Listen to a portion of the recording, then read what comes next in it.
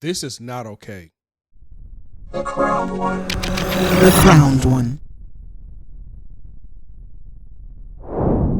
What's up, guys? How's it going? Glad to have you back here at the Crown One.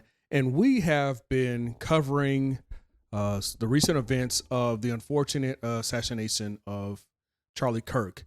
And there have been some things, as you guys have already might have seen on social media like X and reportedly TikTok, that there are a number of people who are championing, celebrating the unfortunate death of the young Charlie Kirk.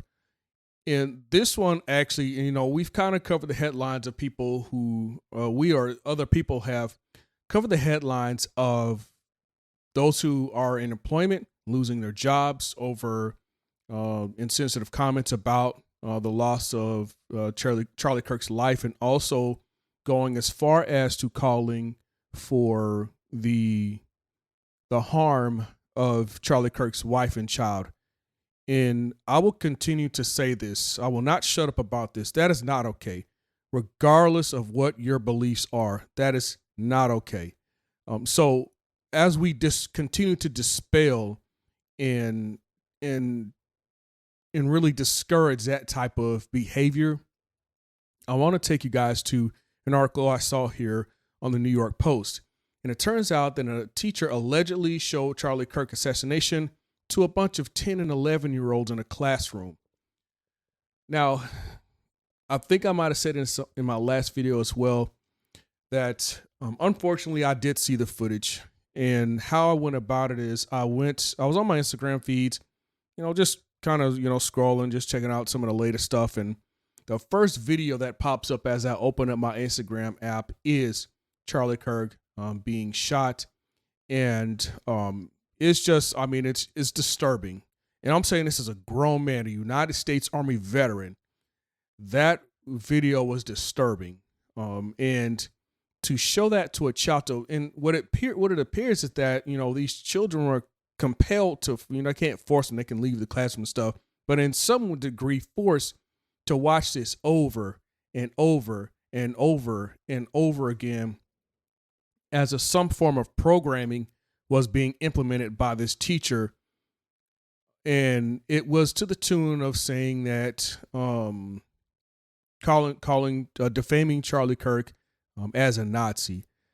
And here, let me jump into the article here because I had a chance to read it, and let's just go over some of the lines here. As we scroll, we see the picture, of course, the widow, Miss Erica Kirk, and I hope I'm getting her first name correctly, because I want to make sure I'm correct about everything that I report to you guys. It's just really it's really jacked up, man. But here, so a public school teacher has been suspended after allegedly showing a video of Charlie Kirk's assassination to students as young as 10 in class, authorities in Canada. So this actually happened in Canada.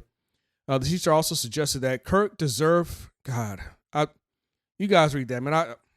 Look, this ain't for clicks, this ain't for likes, man. I'm really like taken aback with this, man. So let's just say this person is pretty glad that Charlie Kirk has had his life taken. Several students from his class went home and complained to their parents, traumatized, obviously, naturally, at witnessing the on-camera death, which they were forced to witness numerous times over. A source told the Toronto Sun after a shocking incident at a school in Toronto on Thursday.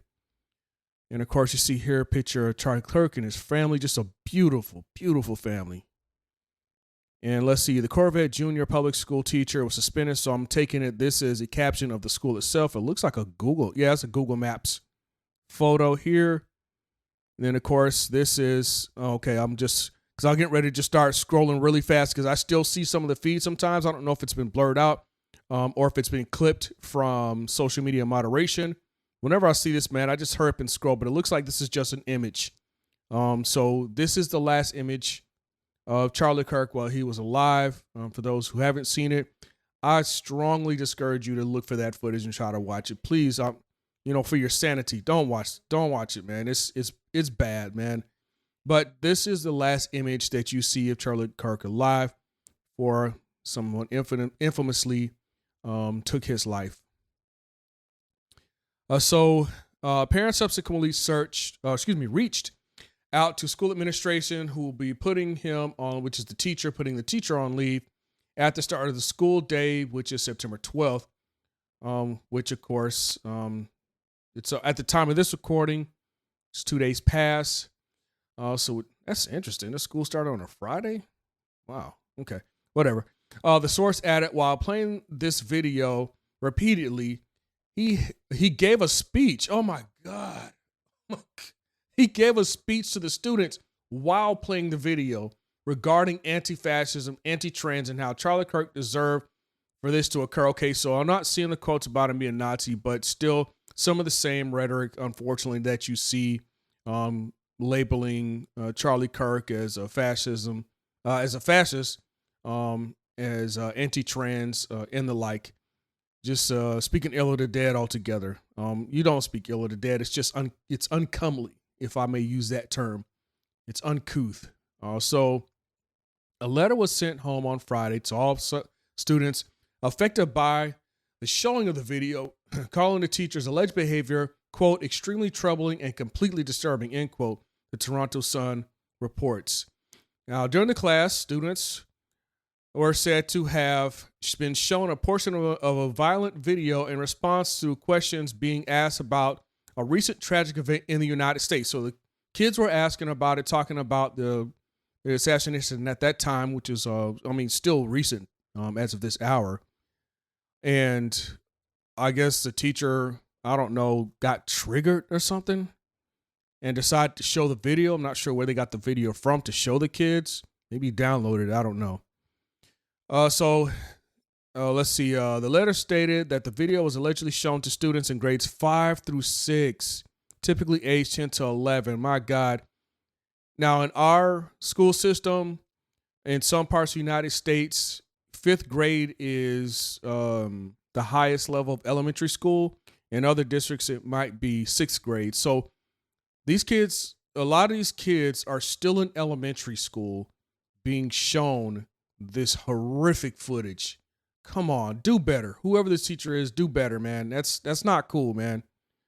Okay, so typically aged 10 to 11 by a staff member who was supervising a French immersion class and was not the regular teacher. Okay, so this clears. Okay, so this part I did not see. I must have skimmed through it pretty quickly, but this is not a regular teacher. This is a stand-in, a staff member. Okay. So, it looks like the students won't lose a teacher. Hopefully the regular teacher is back soon. All right, so of course, and then there's an image here of the shooting itself. I'm just making sure there's nothing on here that's inappropriate or just sad, man. So while an investigation must still be conducted to learn all the details, the report of this incident is extremely troubling and completely unacceptable, the letter continued. We recognize the seriousness of the matter and have taken immediate steps to follow appropriate procedures. So the teacher, they've been relieved of all responsibilities pending an investigation. They will not be allowed on school premises. And it says the letter continued, assistance is being offered to any children traumatized. You might as well just have a whole, get those babies in school, get them in class, every single one of them that was in attendance at that moment, and start talking them down, man, because that's going to mess them up. I pray to God that doesn't stick and messes them up for life. They're definitely affected by what they were forced to watch, but I really hope that they learn to cope and to push through the obvious trauma of being forced to watch. This works. This goes in layers. So, and I'm laughing because of how ridiculous this action, this substitute teacher or stand-in had done. He made them watch the footage and made them watch the footage over and over again, and then started to give them a speech while watching it. I can imagine in my head what that speech is going to sound like. And I get a vision of an Austrian painter standing on a podium shouting at the masses. That's how I vision that teacher doing that. Now, I'm not labeling anything. It's just a vision that I have in my head with this teacher as far as shouting at a bunch of 10 and 11-year-olds, minors, children. It could have been our kid. It could have been my kid. Could have been your kid. So this is a very bad move. These children, I think we need to keep children out of the conversation on this one. For those who might be affected by it, then yes, please, let's include them in that portion of the conversation as it pertains to how they might feel about it.